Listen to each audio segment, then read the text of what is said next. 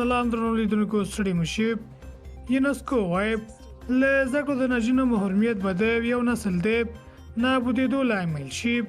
نور زیات ویډیو کې وګورئ او چینل سره هم سبسکرایب کړئ. د ملګرو ملتونو ښوونیز علمي او فرهنګي سازمان په نوم ویلي چې که په افغانستان کې د نجونو د زده کړو په اړه پرېکړه تعبیر ونه کړي له ښوونې د نجونو د محرومیت دوام به د یو نسل له نابودۍ لامل شي.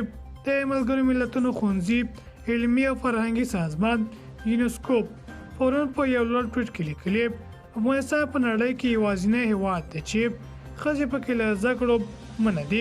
یاد سازمان دې ته په اشارې ویلي چې د یو ملت د پرمختګ لپاره د لوستو او تحصیل کړو رول مهم دی. خبرداری ورکړه چې په افغانستان کې له زده کړو د نجونو د محرومیت دوام به د یو نسل د نابودۍ لامل شي.